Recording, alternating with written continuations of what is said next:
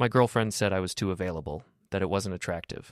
So I brought her sushi at lunch the next day and told her, "You're right, Sophie. Starting tomorrow, I'm a ghost."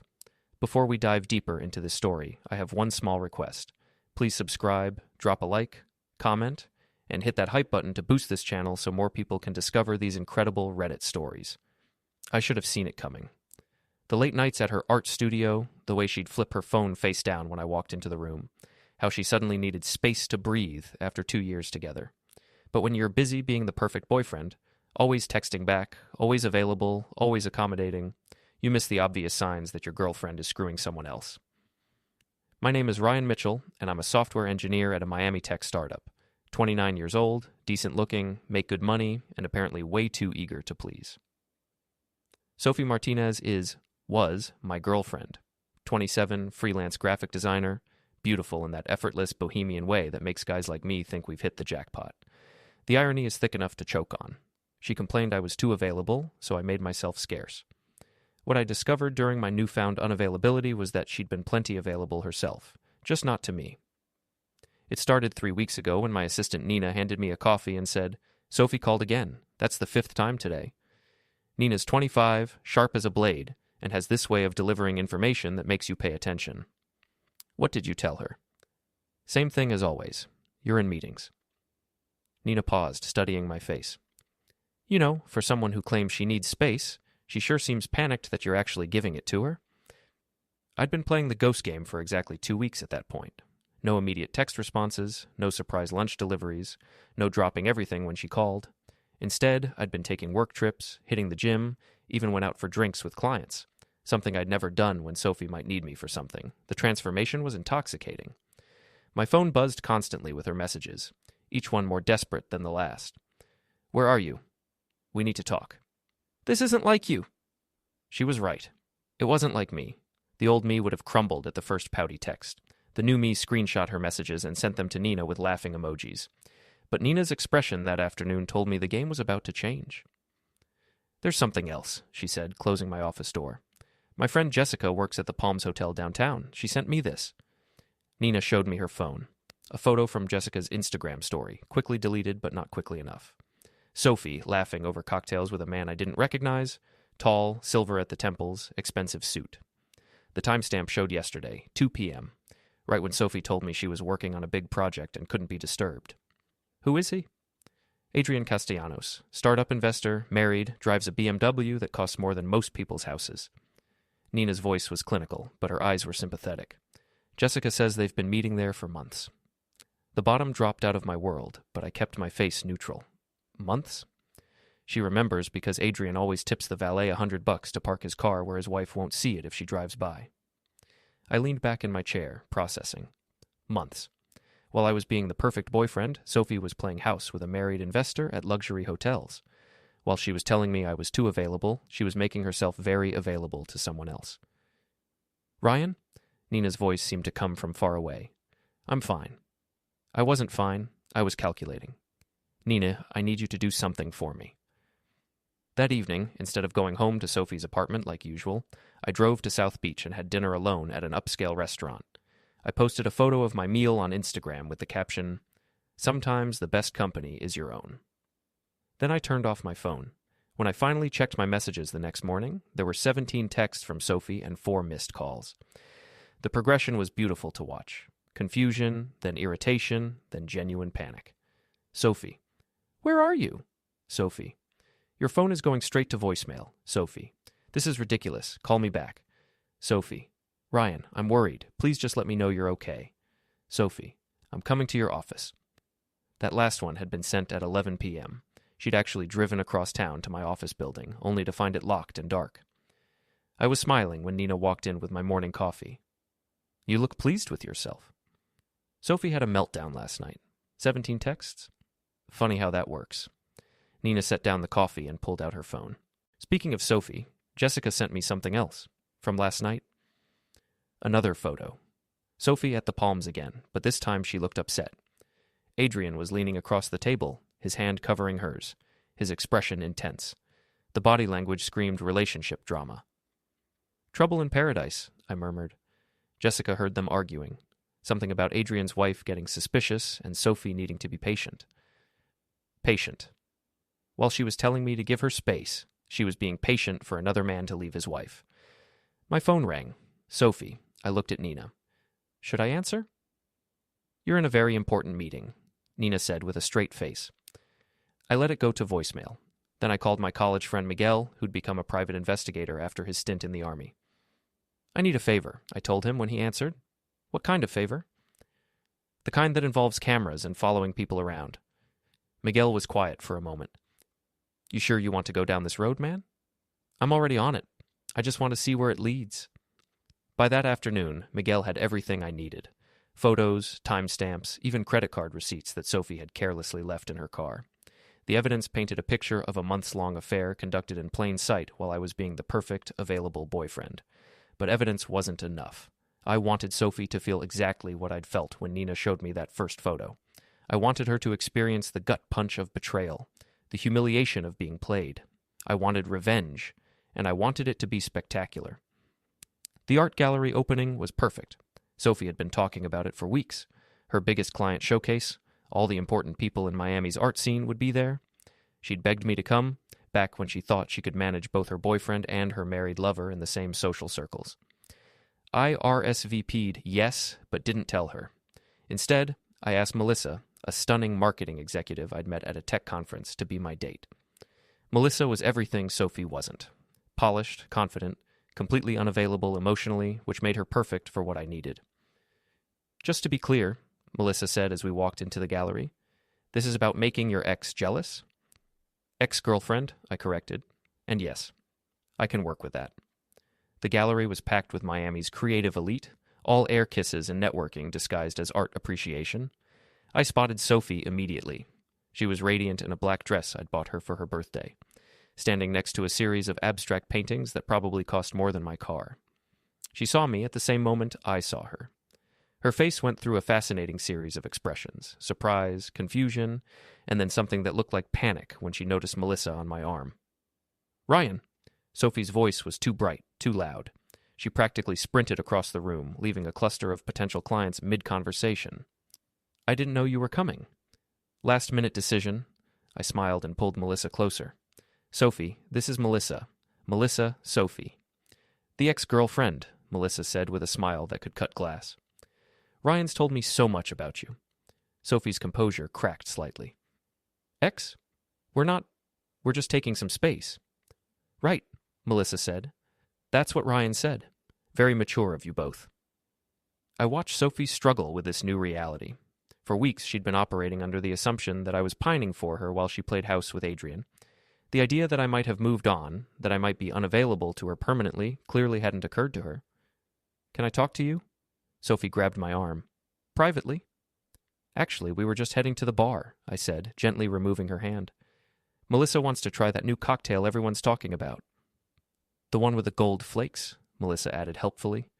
So tacky, but Instagram will love it. As we walked away, I heard Sophie make a small, frustrated sound. It was music to my ears.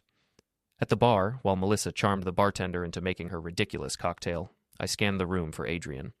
I found him near the back, studying a painting with the intense focus of someone trying to avoid being noticed. There's our target, I murmured to Melissa. The silver fox by the red painting? Not bad for a cheater. He's married. Of course he is. Melissa sipped her gold-flaked cocktail. They always are, so what's the plan? Before I could answer, my phone buzzed with a text from Nina. Camila Castellanos just posted on Instagram. She's at dinner downtown with friends. Perfect timing. I smiled and typed back, send her the gallery address. Tell her there's a special private showing she might be interested in. What are you doing? Melissa asked, reading over my shoulder. Bringing all the players together. 20 minutes later, Camila Castellanos walked into the gallery like she owned it. Tall, elegant, with the kind of confidence that comes from old money and social connections. I recognized her from the photos Miguel had shown me, Adrian's wife of 15 years, mother of his 2 children, and completely unaware that her husband was funding his midlife crisis with a 27-year-old graphic designer. Nina had done her job perfectly. Camilla walked straight to the back of the gallery, where Adrian was now standing uncomfortably close to Sophie, their heads bent together in intense conversation. I couldn't hear what Camilla said, but I saw Adrian's face go white.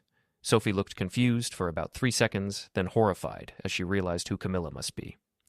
"Oh, this is good," Melissa whispered. The confrontation was everything I'd hoped for and more. Camilla's voice carried across the gallery as she addressed her husband in rapid-fire Spanish, her gestures becoming more animated with each word. Sophie tried to back away, but Camilla turned on her like a lioness. "And you," Camilla said, switching to English so everyone could understand. "You think you're the first little girl my husband has tried to impress? You think you're special?" Sophie's mouth opened and closed like a fish. Adrian tried to take his wife's arm, but she shook him off violently. "Don't touch me," Camilla's voice echoed through the gallery. Every conversation had stopped. Every phone was out, recording. 15 years, Adrian. 15 years I've looked the other way while you played with your little toys, but bringing her to art shows, buying her gifts with our money, you've gotten sloppy." She turned back to Sophie, who looked like she wanted to disappear into the floor. "Did he tell you he was leaving me? They always say that." Camilla laughed, but it wasn't a pleasant sound. "Let me save you some time, sweetheart. He's not. He never does. You're just entertainment." With that, Camilla walked out, leaving Adrian and Sophie standing in the wreckage of their secret relationship while half of Miami's art scene recorded every second. I felt a hand on my shoulder and turned to find Sophie, tears streaming down her face. "Did you do this?" she whispered. "Do what?" I kept my voice innocent. "I just came to support your big night." "You know what?" I looked around the gallery, where people were still whispering and staring at Adrian, who was now trying to leave without making more of a scene. "You said I was too available, Sophie, so I made myself unavailable. Turns out, unavailable looks good on me." She stared at me for a long moment, and I saw the exact second she realized that the Ryan she'd taken for granted was gone forever. "I made a mistake," she said quietly. "Yes," I agreed. "You did." I took Melissa's arm, and we walked out of the gallery, leaving Sophie standing alone among the ruins of her carefully constructed double life. But I wasn't done, not even close. The next phase of my revenge required patience and precision. Over the following week, I watched Sophie's world crumble in real time. The gallery incident had gone viral in Miami's social media circles. Everyone knew the story now: the cheating investor, his wronged wife, and the other woman who'd been stupid enough to think she was special. Sophie's professional reputation took the first hit. 3 clients canceled their contracts within days, citing moral concerns and brand alignment issues. In Miami's close-knit creative community, being branded a homewrecker was a career ender. Her personal life fared even worse. The friends who'd once enabled her affair by providing alibis and covering stories suddenly found themselves too busy to return her calls. Fair-weather friends have a remarkable ability to sense when someone's social stock is plummeting. Meanwhile, I was thriving. The unavailable version of myself was apparently irresistible to everyone who'd previously taken me for granted. Old friends were calling to hang out. Clients were requesting me specifically for projects. Even my boss mentioned a possible promotion. "It's like you're a different person," Nina observed, bringing me my afternoon coffee. "More confident. Revenge suits me." "Is that what this is?" I thought it was just justice. I considered that. "What's the difference?" "Justice is balanced. Revenge..." Nina smiled. "Revenge is personal." She was right, and I was nowhere near balanced yet. That evening, I drove to Sophie's apartment.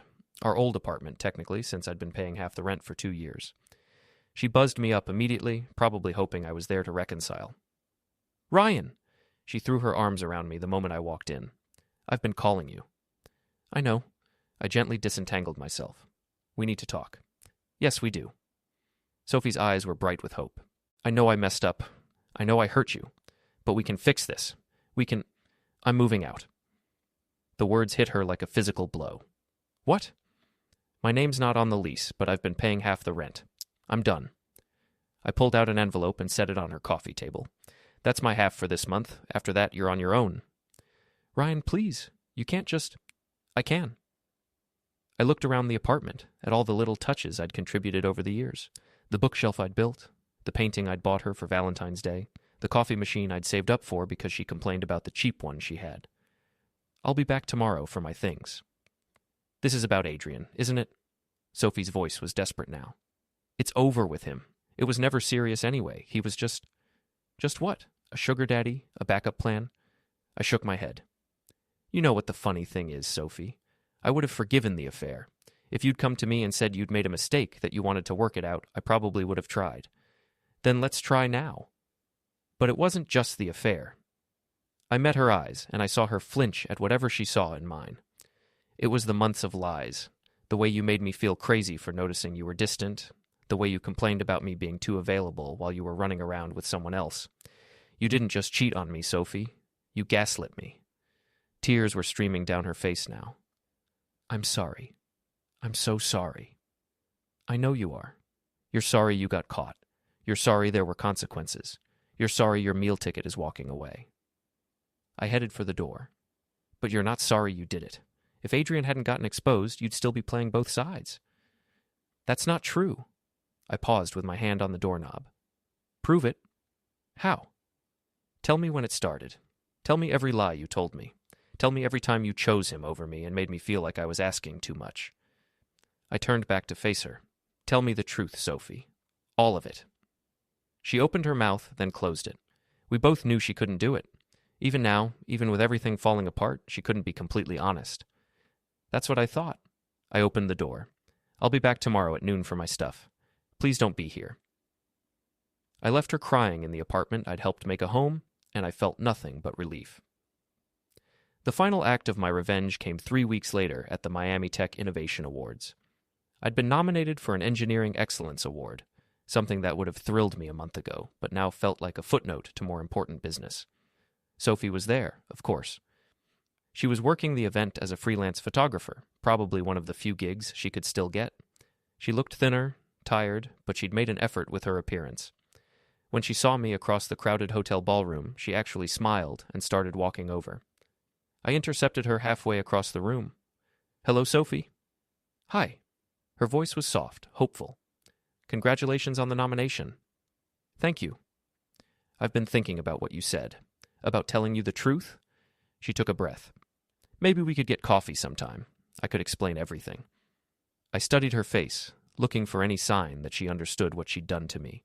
What I saw instead was calculation. She was still playing angles, still trying to manage the situation to her advantage. I don't think so. Ryan, please, I know I hurt you, but you didn't hurt me, Sophie. I kept my voice gentle, almost kind. You freed me. What do you mean? You taught me that being available isn't attractive. You taught me that nice guys really do finish last.